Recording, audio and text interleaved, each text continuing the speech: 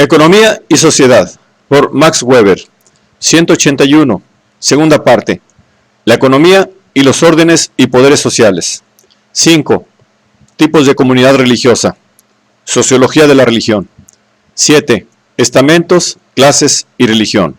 6.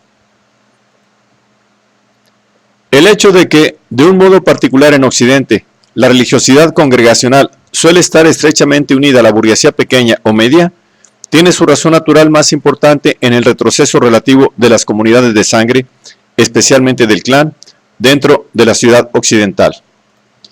El individuo encuentra el sustitutivo, además de en las asociaciones profesionales que tienen en Occidente, como en todas partes, una significación cultural, pero ya no tabú, en congregaciones religiosas creadas libremente. Sin embargo, esta última conexión no está determinada por la peculiaridad económica de la vida de la ciudad en cuanto tal, sino que, como se ve fácilmente, ocurre con mucha frecuencia lo contrario. En China, la significación exclusiva del culto a los antepasados y la exogamia de clan mantienen a cada uno de los habitantes de la ciudad en firme unión con el clan y con el lugar natal. En la India, el tabú religioso de castas dificulta el nacimiento o limita la importancia de la religiosidad congregacional soteriológica, lo mismo en los asentamientos de estilo urbano que en el campo. Y en ambos casos, esos factores obstaculizaron, como vimos, el que la ciudad se convirtiera en un ayuntamiento más que en el caso de la aldea. Pero, de todos modos, la capa de la pequeña burguesía tiende, como es comprensible, de un modo relativamente intenso y en razón de su vida económica, a una religiosidad ética, racional, allí donde se den las condiciones para su aparición. Es claro que la vida de los pequeños burgueses, sobre todo la del artesano de la ciudad y la del pequeño comerciante, está mucho más lejos que la del campesino de la unión con la naturaleza. Por consiguiente, la influencia mágica de los espíritus naturales y racionales no pueden presentar para él el mismo papel y, por el contrario, sus condiciones económicas de existencia tienen un carácter esencialmente racional. Esto es, que presentan un carácter accesible al cálculo y a la influencia de un actuar racional con arreglo a fines. Además, su existencia económica hace pensar al artesano y también al comerciante en condiciones específicas determinadas que la probidad es cosa que le aprovecha, que el trabajo leal y el cumplimiento de las obligaciones encuentra su premio y que vale la pena. Se trata, por consiguiente, de una consideración ética racional del mundo en el sentido de la ética de la retribución, que, como veremos más tarde, está muy cerca de todas las capas no privilegiadas.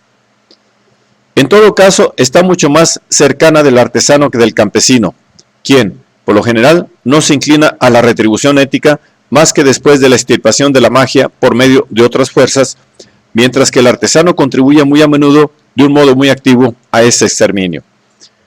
Y, sobre todo, que del guerrero o de los potentados interesados económicamente en la guerra y en la expansión del poder político, quienes precisamente son los menos accesibles a los elementos ético-racionales de una religiosidad.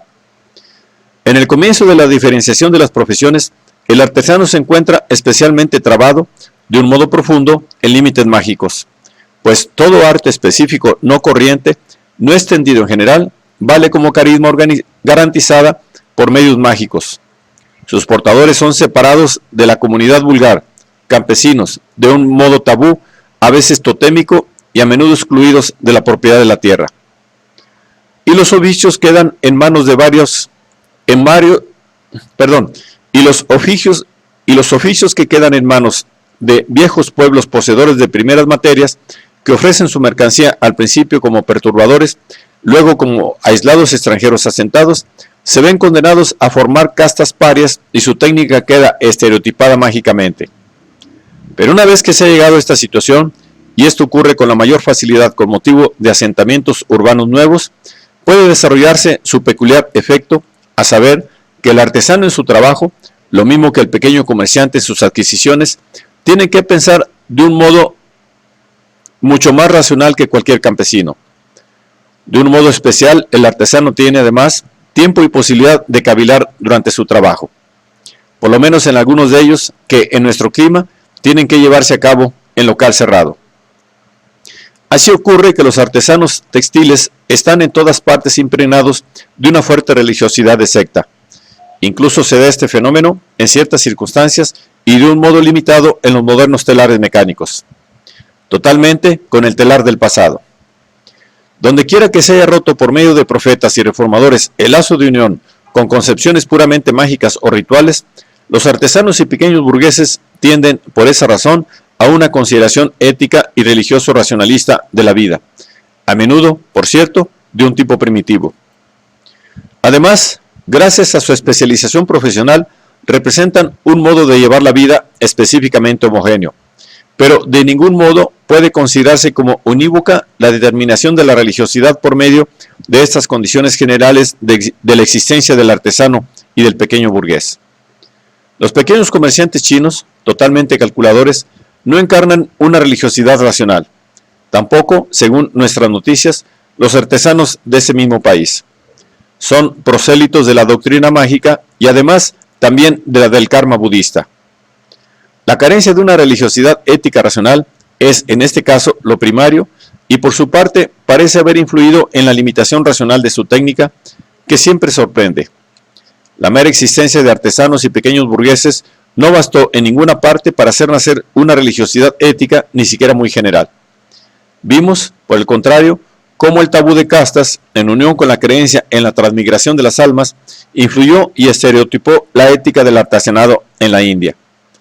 Solo donde surgió una religiosidad congregacional, sobre todo si fue de carácter ético-racional, pudo ganarse fácilmente adeptos en círculos de pequeños burgueses urbanos e influir luego de manera duradera en el modo de vida de estas gentes, como de hecho ha ocurrido.